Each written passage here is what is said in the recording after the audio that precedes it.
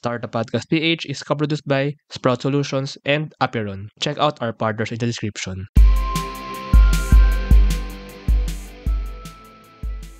Startup Podcast PH is at DOST UPB Silbi, Social Innovation Laboratory and Business Inclusion, TBI here in UP Baguio. And we're interviewing the UPB Silbi TBI manager, Miss EJ Saho. Hello. Hello. Hi, everyone. So, welcome to UPB Silbi here in, of course, UP Baguio.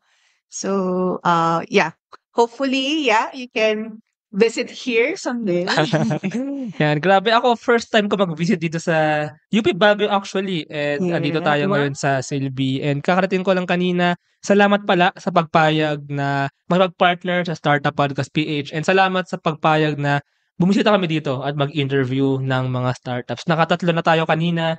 And now we're interviewing the TBI manager, Miss EJ. So, ayun, wag natin patagalin pa, Miss EJ. So, ano nga ba ang UPB Silbi?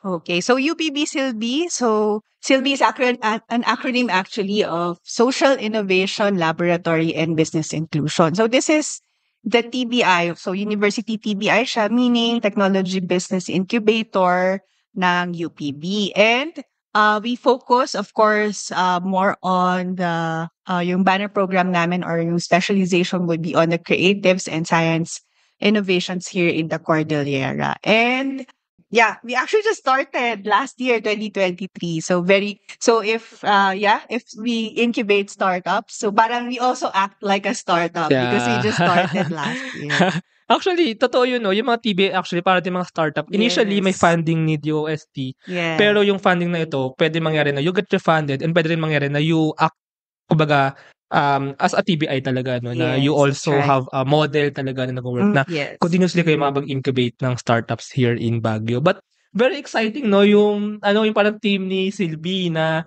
social innovation Yes, and correct. inclusion. So, let's go muna dun, yung mga in-interview ko kanina. Actually, super natuwa ako. Very unique ang mga startups dito. And I'm so honored to have met them na they're doing something impactful actually for the country, for the Philippines. Pero ano nga ba yung social innovation? Ano ba yung creative industry din? So ano ba talaga itong parang team ni Silbi? Yeah, so here it's, as you mentioned nga, it's quite unique.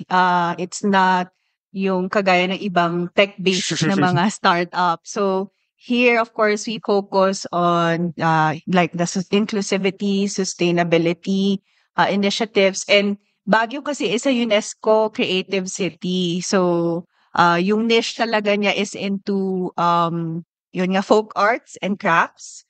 So we wanted to help the community here. So naman yung mga creatives in terms of crafts, paintings, visual, and everything. Medyo they're very talented, but in terms of yung business mindset, medyo parang they're aloof or somehow they don't have awareness pa in terms of that as well. So we focus more on helping startups, give them access to growth or in terms of, for example, resources, mentoring, and even what else pa? Yun, yung network, yung partnership with other stakeholders as well. So actually, sikat nga ang Baguio, no, for its artists. Yes. Sa Ililikha Village, sa Tamawan Village.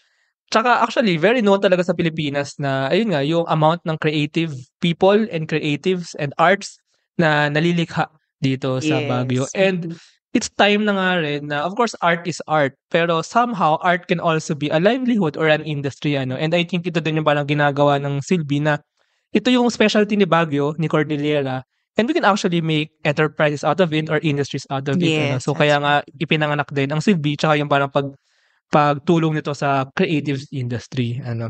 So as you mentioned, no, you help these artists or you help the creative people to do, kumbaga, to commercialize or to start their business. So what exactly or how exactly do you help them? I mean, you have a program, you have a cohort. Yes. So how exactly nag-work yung incubation program? How exactly do you help them? Do you provide services to them? So TBI offers their services. So we have an incubation. So first, of course, we do have a 3 to 6 months incubation program. So depende din actually sa cohort, and also we also have yung business and compliance support. So business support na even though hindi kasama sa incubation program, they can still we're open. Like we Oh, have for an open anyone? day to for kung nandito yung expert namin. So Oh, may open day, they can just come here and ask for some advice. And also we do have yung grant support services. So we of course may mga opportunities, right? And then of course yung mga sa people in the community, sometimes they don't know how to write proposals or grants. So we help them write, for example, yung mga SGF grant or yung WISE program na grant. So mm, not only here in the Philippines, but also yung mga international grants as well. mm. And then we do have facilities here. So here we are actually in our office and co-working space. Kat So na nga eh. we can see. So we just moved actually just I think just this month. So 2 Oh, weeks saan kayo ago. dati? Before we are in the Institute of Management, just beside the MK or the Museo Cordillera. So we just have a small office, but right now we are granted with this beautiful office. So And then ano rin ba 'to, parang co-working space? They can also office yes. here? So everyone is welcome, not only our students, faculty, but also people outside or maybe someone visiting Baguio. So you can feel free to visit us. So just Oh. contact us through our emails. Maybe later we can give you the Yeah, tsaka details. baka may mga ano 'no, may mga startups outside of Baguio na interested mag-merge with some creative Yes. aspect ano, so explore that here in UPB Silby. Yes, that's right. But yung mga ini-incubate ni Silby ano, so actually, sa likod pala natin Yes, yung posters ng mga founders nung sa cohort 1, is that's that right? right. Mhm. So, can you know who are they and ano yung parang kasi parang may mga special teams sila eh, each of them. So, That's right. and they're in the social innovation nga and creatives industry ano. So, who are they? Who are they? Okay, so we do have several crafters. So from weaving, so we have a master weaver, yung basketry din, from design, what else? Crocheting. We also have yung mga indigenous products in like soaps and essentials. And we do have what else?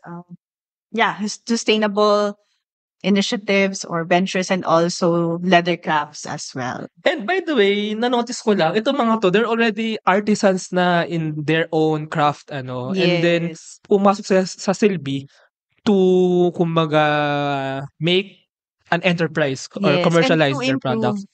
to improve also their products and also to somehow scale up or so we have a unique actually yung kanina yung incubation program. So it's not like one course that you take per semester. So it's actually at their own phase because they Ah, have their own businesses. But ah, we do have a custom fit program wherein we have a needs assessment. We check kung ano yung mga risk appetite nila and even your personal development nila as well. So we somehow have this custom fit parang program or ah, module depending on their needs as well, yes. their Actually, specific needs. Kasi they're very unique eh. yeah, Each of yeah. them have unique problems, mga pain points. So, we somehow target it in a way na yun yung ma-focus in each of their Yeah, programs. actually that's true kasi I mean, magkakaiba talaga sila eh, 'no? Yes, that's right. Magkakaibang tulong somehow yung kailangan ibigay sa kanila. So, really advantageous if you have customized or parang tailor fit sa kanila na Yes. Mm-mm. help na mabibigay ni TBI. Yeah. Nung nag-start si Silby, talagang ito na yung team niya, social innovation talaga like nung pino-post siya nung ano. So, parang ito talaga yung naisip na maging team ng TBI dito sa UP Baguio. Yes, correct. So actually, we have like three DBIs here in UP Baguio. So one in SLU, sila yung SLU, and then one in UC. Magkaiba ng team. Yeah, pero nauna kasi sila, and then they Oo. have different specialization also. So si SLU engineering, and then si UC is on ICT in criminal and forensic science. So in Oh. UP Baguio, we wanted to focus on creatives because it's the niche of the city, and we see the need also of like innovation in the creative industry Yeah. here in Baguio. And to really uplift them in terms of their Entrepreneurial. entrepreneurial Actually, mindset. very So, very fresh to talaga for me, kasi although actually sa Manila, may alam ako isa pang medyo social innovation, si Benilde Hi-Fi, shoutout yes, natin yes, sila we actually sila partner with Hi-Fi, them. yeah. Yes, Pero I mean, most of the TBIs, incubators, parang medyo focus sa tech side nga, sa yes, ICT that's right. side, sa ano, actually madami mga finance, fintech, ganyan, may mga Web3. Pero ngayon, I mean, I'm happy na Silby chose this team, kumbaga. Yes. And eh, Yeah, and actually, because here in UP Baguio, yung niche din ng mga studies is on hmm, social sciences. hmm. And we do have a PhD program in indigenous studies. So since we're in the Oh. Cordillera region and most of the local here are indigenous people, so we also wanted to cater on inclusivity and at least foster innovation sa community. Speaking of that, so I'm curious lang, maybe can we have a few example para mas makita ng mga nakikinig yung picture? For example, for an indigenous craft, how do you help them as an incubator? How exactly do you help them? So, for example, here we have Manang Kati. Asan ba si Manang Kati? Ayan, si Manang Kati. Actually, she is a master weaver. Yeah. So, she's known all throughout Baguio. But most of the time, her products is actually like right now, hindi siya yung talagang formal. Like, yeah, in terms of like yung registration or Mm. they just go out kapag may mga trade fairs and they don't have a physical Mm. space. But they're known to be, Mm. yun nga, mga talagang master weaver na. So we wanted to, yeah, we helped them in, first, of course, yung essential ng entrepreneurship, to build the entrepreneurial mindset sa kanila. And then yung most na talagang need nila is yung costing. Of course, hindi nila alam Mm. na yung pagpupuyat nila, yung number of hours na nagtatrabaho Mm. sila, na even though kasi sa bahay, like, or sa bahay lang sila nag-hobby, siguro na-neglect nila yung ibang Mm. costing Yeah, true. points or costing Mm, items mm, like pagkain nila everyday is dapat mm, i-ano din nila yon, i-account mm, nila yon. So, yeah, number one, yung, yeah, we help them in their costing. And then, of course, yun, sa compliance sa business. So, mm, merong incidents nga na, yeah, they had to close yung business or the city had to close their business. So, we had to help them. Ano ba yung dapat gawin? Paano natin ilalobby na oh, na dapat they can still operate their business and yung mga other technicalities kasi of course sa yung mga compliance ng mga documents and then yung mga kailangan nila as well. So we help them with that. So we have a team. So hindi lang po ako. Actually, I'm not a social science and business person. I'm actually a biologist. Yung expertise ko. But we do have different that is involved in the team. So from social science, from Institute of Management, from College of Arts and Communication. So meron tayong from Physics or Department of Physics and from Department of Bio.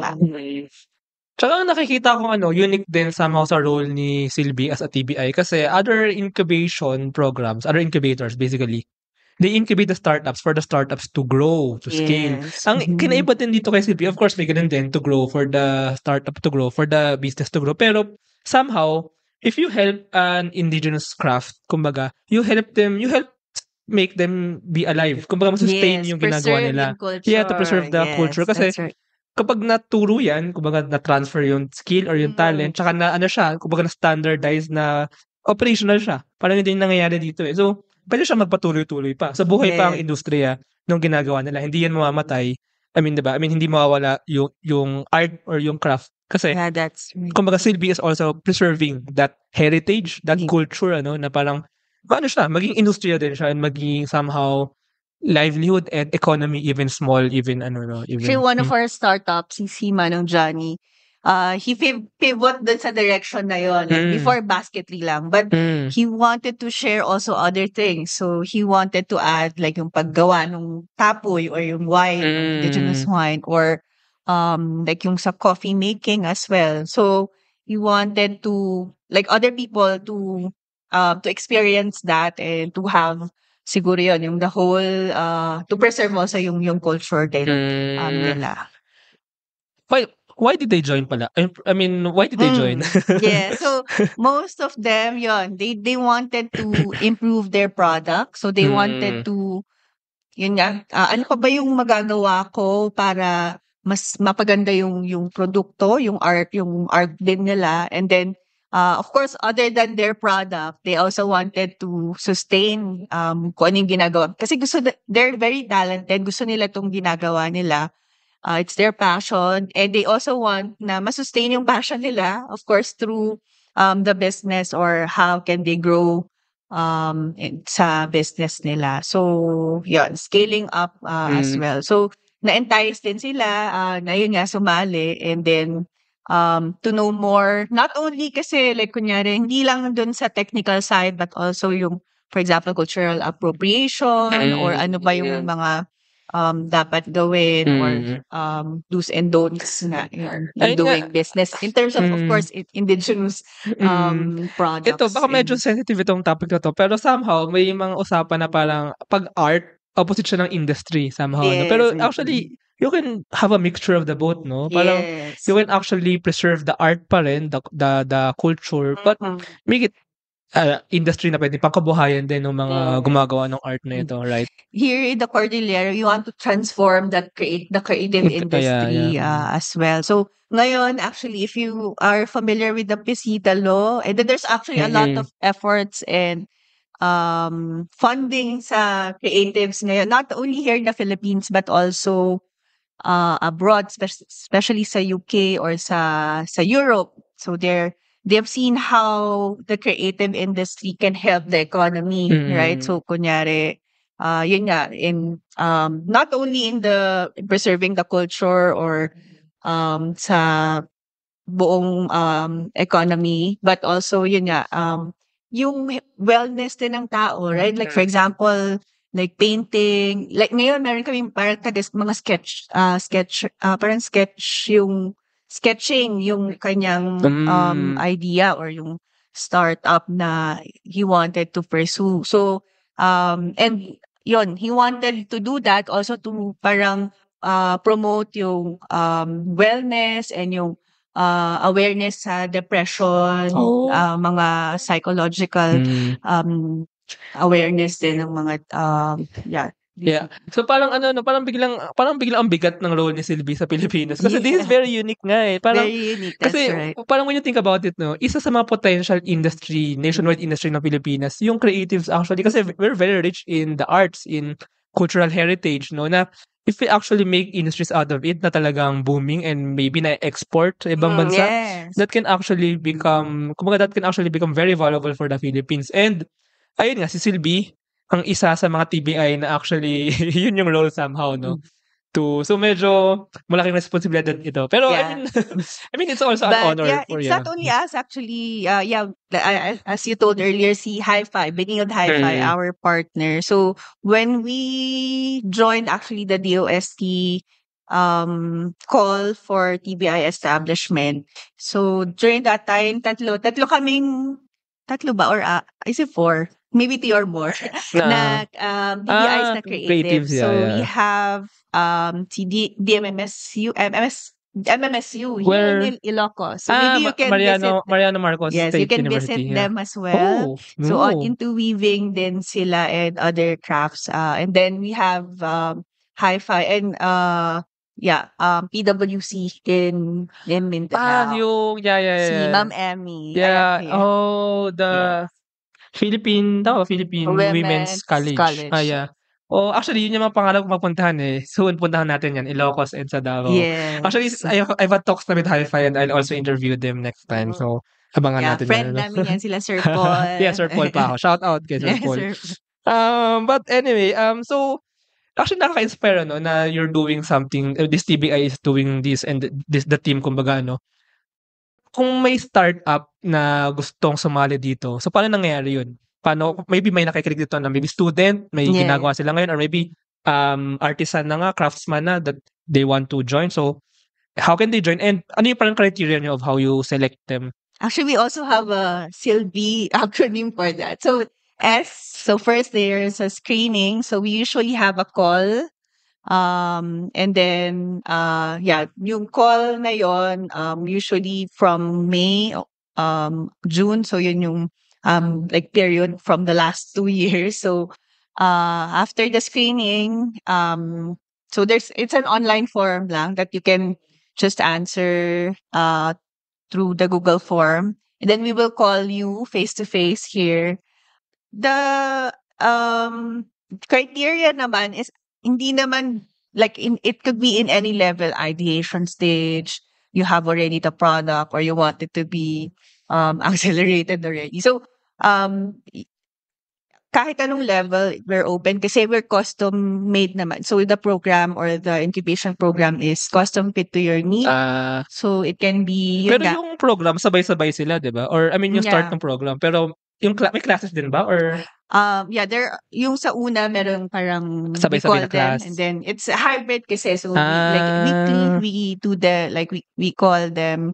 Yeah, parang we schedule a meeting with them, and then yeah, we check them. So ngayon, we just had a cohort 2. So after yung initial screening, ang main criteria talaga is yung commitment.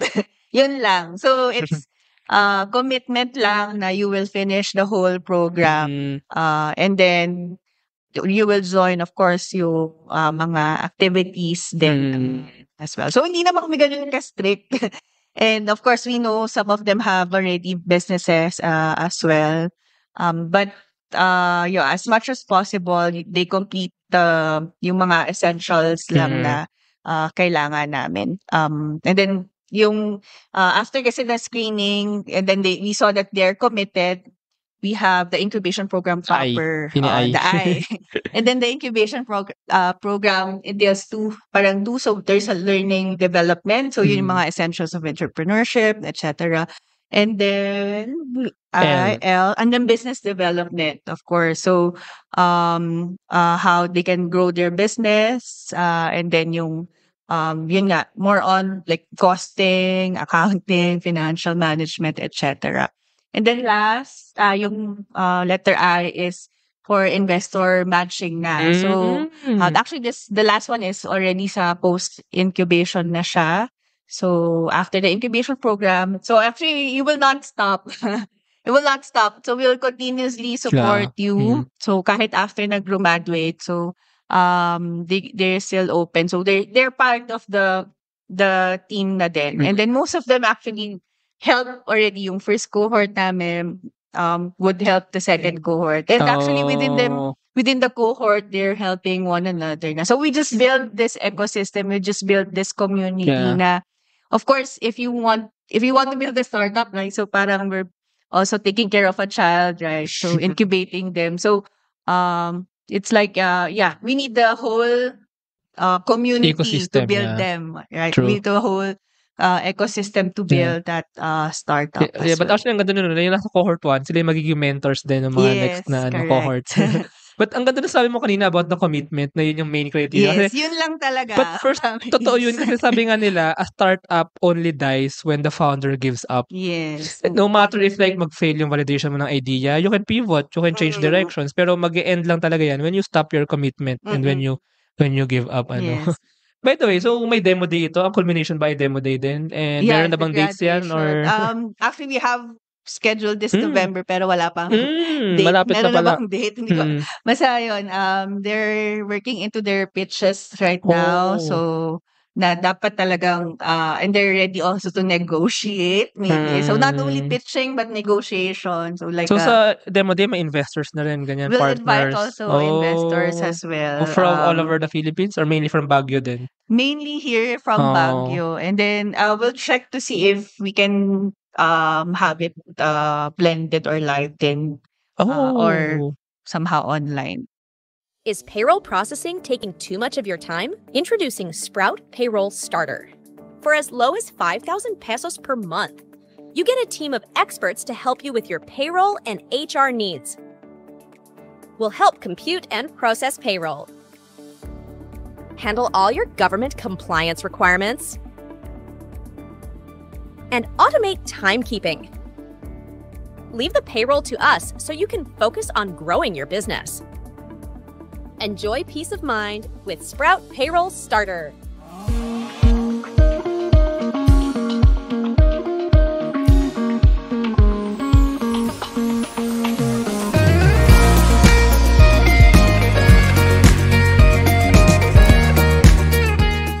Actually, That's why nag-e-enjoy ako pag pitch. sumasali I don't pitch, pero nanonood ako ng mga demo day ng mga ibang TBIs din. I already have went in, and minsan they have panelists or mga nakikinig na mga actually mga investors sa ano. So, parang ang exciting din ng mga demo days.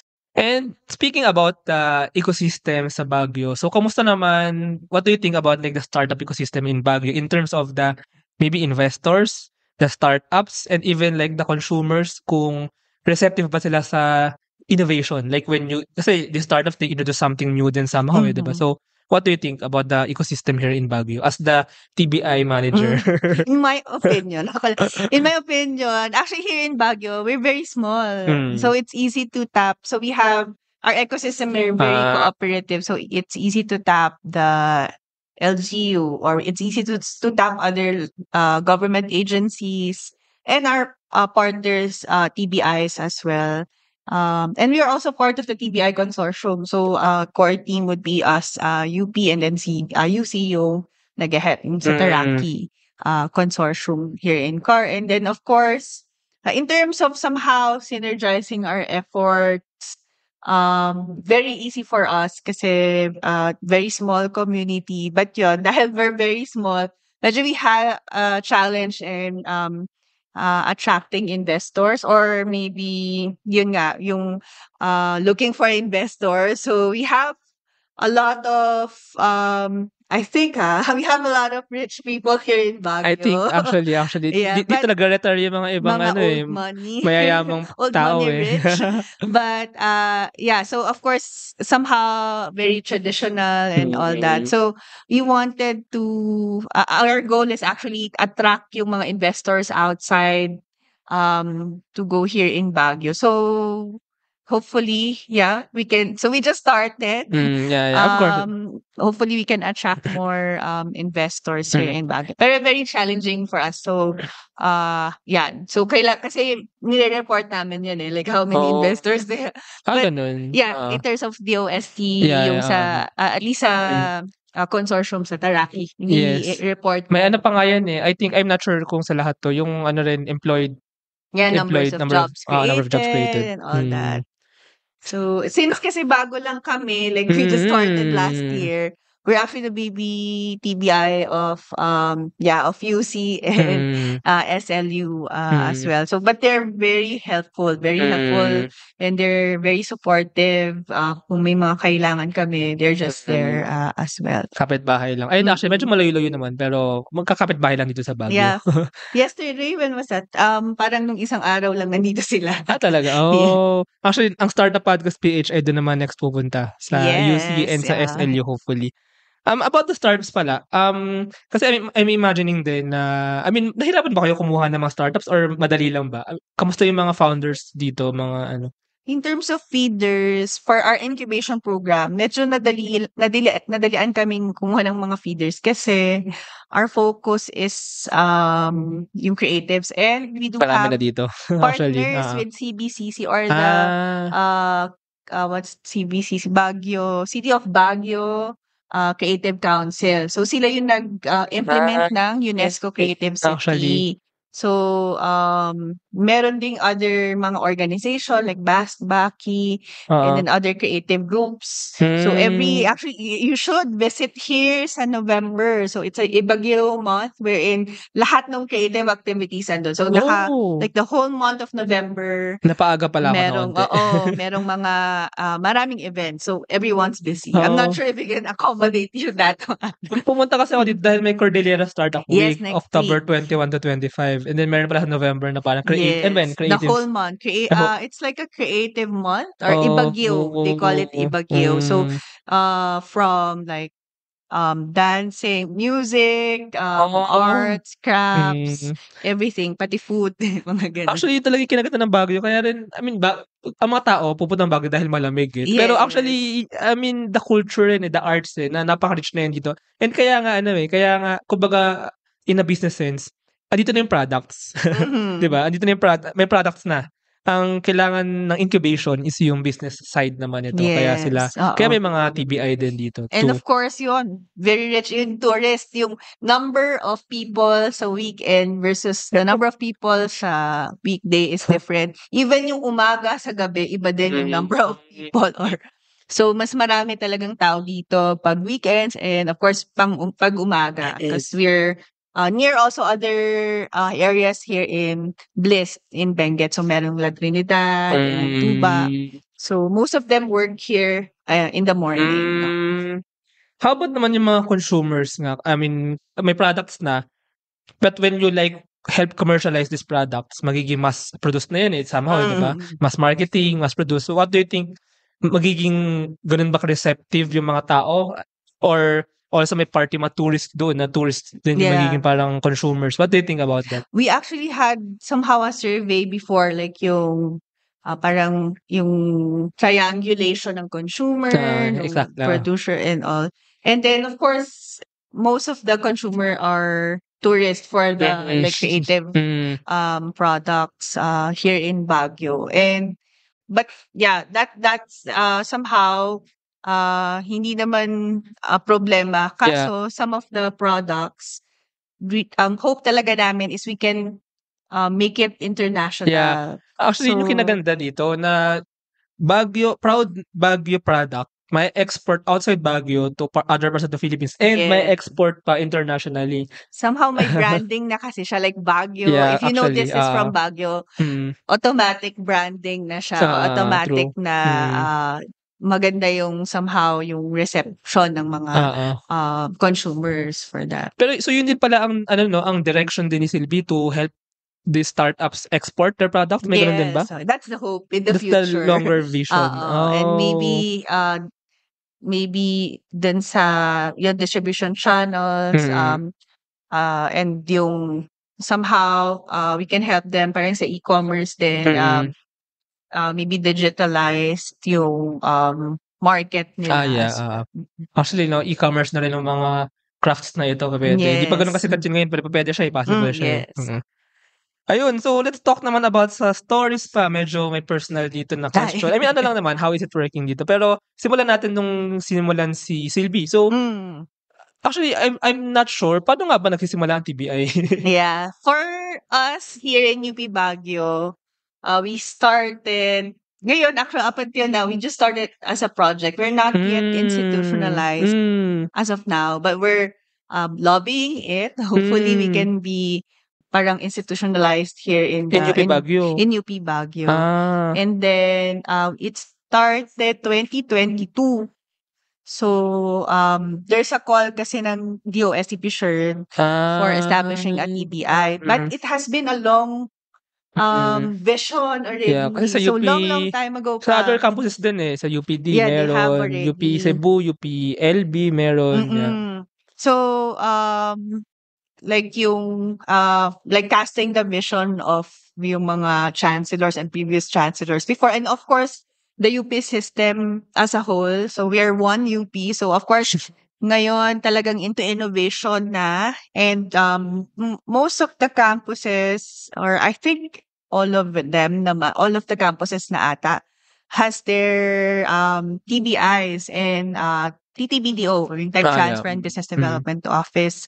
And yung TBI also yung somehow nasa Business Development Office siya. So we wanted to establish it here. So we joined the primer. So the whole year. So ako kasi I started from scratch. I don't know I don't know anything, or maybe I know something, pero I'm not an expert in terms of this time you're a faculty here sa UP Baguio. Yes. So for 1 year, we had a training, rigorous training. So we're part of the HIRIT program. So the Okay. HIRIT Ba't ikaw program, ikaw na yung napili? I mean, how did it initially become it's you? not me. Like we're a Ah, group of people. okay.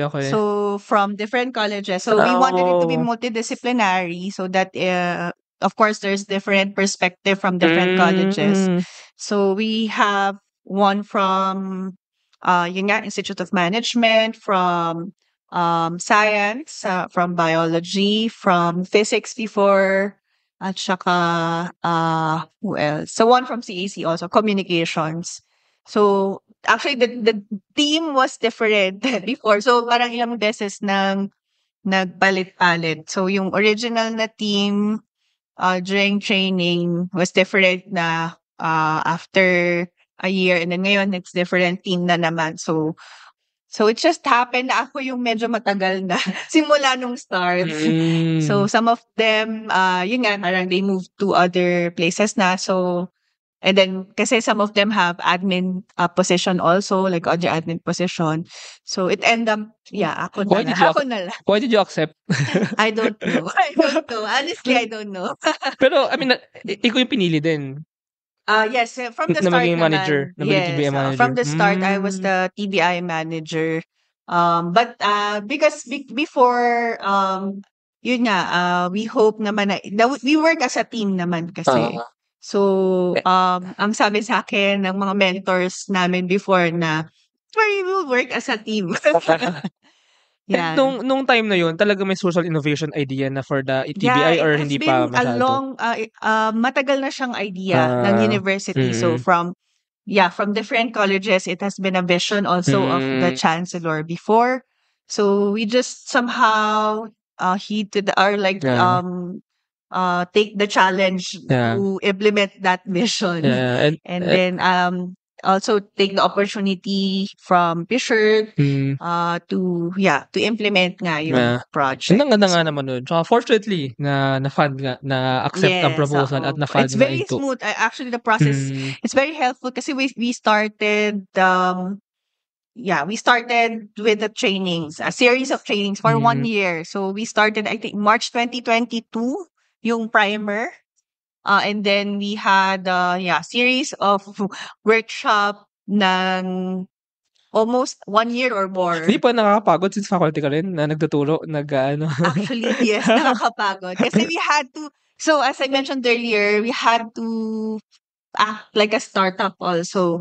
So like ako mismo, like we nag-pitch kami, we had we think of our value proposition. Yeah, tsaka talagang dinasign niyo yung program din, ganun, no? Yeah, so pati yung like me pitching what the TBI is, me pitching a product. Kanina yung what we pitched was yung Sir Hipol's yung venture or the yung coffee waste.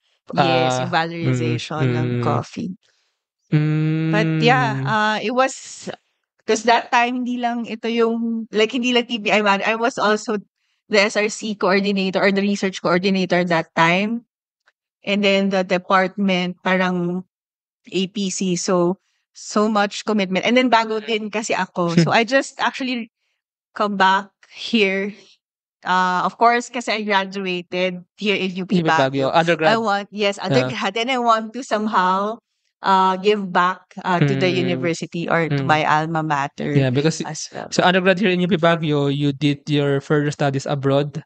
And you came back here sa UP Baguio. Actually, I came back first sa UP Diliman. So I worked nagturo ka doon? Postdoc research. Saan Picari, college? Bio din, Institute of Biology. Anong year ka nandun? 2018. Oh, andun pa ako noon. I mean, Yes, ako, kwento lang tayo onte. Yeah. I'm also faculty sa UP Diliman, pero umalis ako ng 2019 kasi nag-abroad din ako. Nag-aral din ako. There also. So, nagkaabot tayo sa Diliman. Yeah.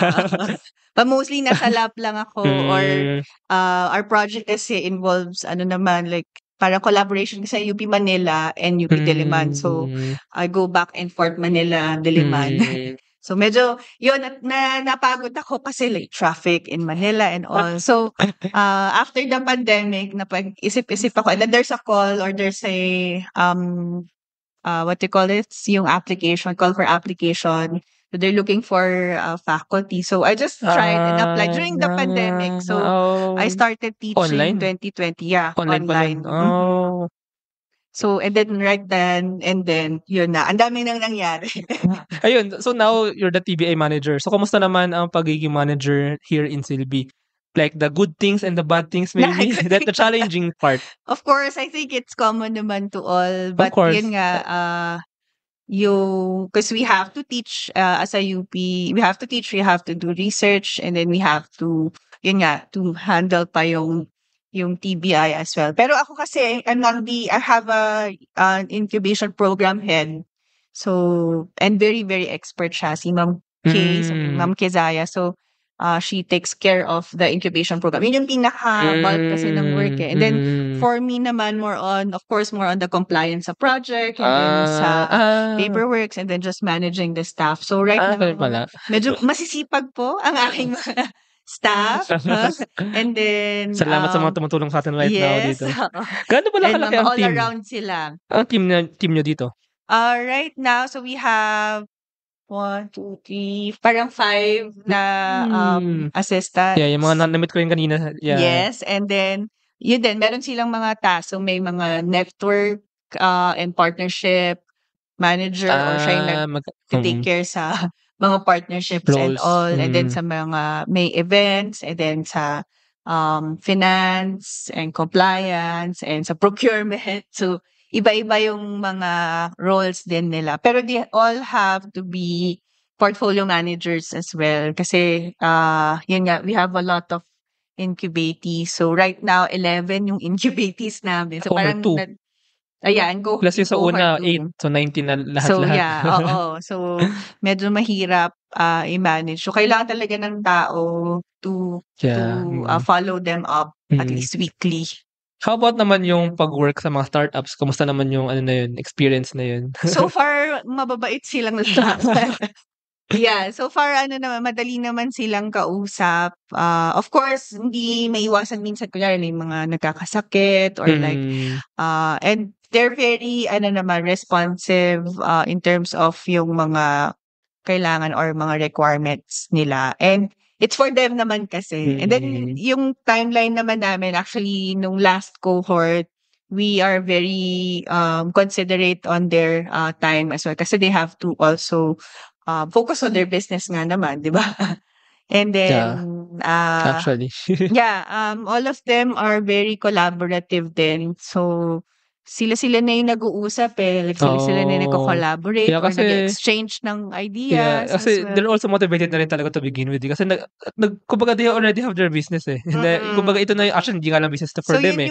Craft to for them eh, di ba? Yes, their passion and their craft. And yun din yung maganda kasi like for other TBIs and they have yung mga students and most of them after graduation nawawala. Although we right now like this I'm not sure yung right now yun yung target naman namin. We also wanted to reach out to our students as well na kung meron silang mga ideas or something how na you wanted that specific idea to come to life. We can help them as well. Sige, so let's call. Let's do the call. Yeah, we had a call actually. So likhain para sa bayan. So we have call for ideas. So any student from UP Baguio. So we're really open. So actually we just opened our space here. So I'm not sure if they are aware already. So we're located here in Gimnasio Amianan sa second floor, just above the gym.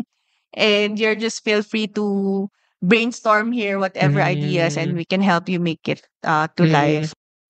Ayun. So, final question lang, EJ. So, what's the parang direction talaga that you're taking Silby to? Ano ba yung parang future talaga ni Silby? So, yung immediate direction right now is we wanted to institutionalize it first. Here. Para mas maging sustainable. So, we wanted it to be sustainable.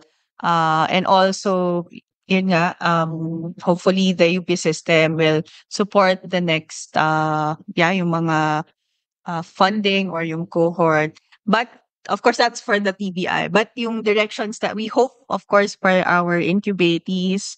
So, we wanted creative industry to really be transformed here in the Cordillera. And then, yun nga, maging international yung mga products or services, kung meron mang services. So, yeah, we don't want them to just, of course, stay here. But yun, sana hopefully mag-scale up sila in the future as well.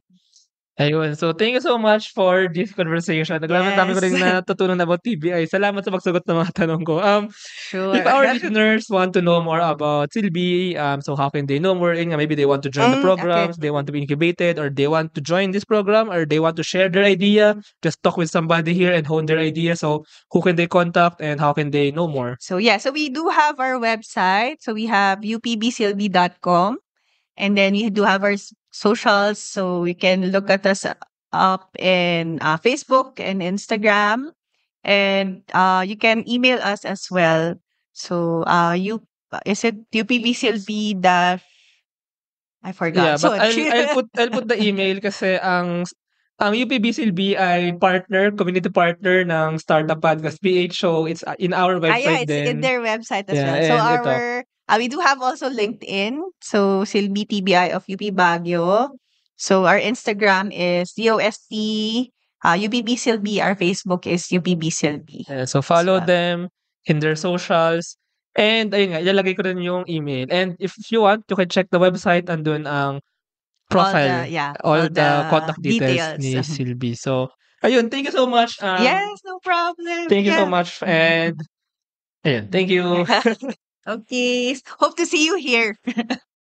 Thank you very much to our 50 patrons. This episode is super powered by AskLex PH Academy, our official e-learning partner. Get certifications on Lean Six Sigma, project management, data science, and more. 1. CFO services, bookkeeping and tax, and payroll processing for startups and small businesses. Tuala, privacy-focused digital experience for sharing identity information across Web 2 and Web 3 ecosystems. Better Support, a Manila-based BPO company. They are offering a referral program for anyone who can bring in new BPO clients. If you know any Western-based business that might have a need, let us know. Britanna, a cloud-based enterprise-grade ERP solution that fits the small and medium business budget. Fail Coach, business training, coaching, and consulting for startups and SMEs that are scaling or finding product market fit. Wonder Brand, next generation data science-driven brand strategy and design company for emerging markets. School Tech, all-in-one AI-integrated school and learning management system for small and medium schools. Doon, Philippines' first fully insured peer-to-peer car sharing marketplace. East Point Business Outsourcing Services, the one-stop shop for streamlined business solutions for MSMEs such as business registration, bookkeeping, and more. And Space Cebu, global co-working space, private office, and meeting rooms for startups, digital nomads, and freelancers. Mamiki Super Pet App, the Philippines' first ever one-stop mobile app for pet products and services. MarketMind Local, a digital marketing company focused in helping small and medium businesses. Mata Technologies, Philippines' premier provider of virtual tours and maps for LGU's real estate, tourism, and private businesses. Hire Business Solutions, provider of the most configurable cloud-based payroll system in the Philippines. Smile, consent-driven digital employment verification service to make smarter decisions faster. Vivico Technologies, IT solutions specializing in software development, blockchain smart contracts, digital wallets, and cybersecurity. Drive Manila, PH's largest peer-to-peer car rental community. Ignite Careers, career matching platform for Filipino talents and hiring companies in the outsourcing industry. Looking for buy and sell online with Sigurado sellers. NutriCoach, personalized nutrition and weight loss programs for you. Benjoy's Food Products, the home of premium bacon ends, tapa, and tocino. This episode is powered by Contact RFID Business Cards, Dohe Philippines, Edfolio, Hive Rooms, Kazam, Codesham, Jure.ph, Big Giant Games, Founders Launchpad, Packetworks, Uplift Codecamp, Pareto Consulting, Agile Data Solutions, Hassel PH, Board Prep, Zales, Sirius MD, Pahatid PH. Please support the podcast through the links in the description.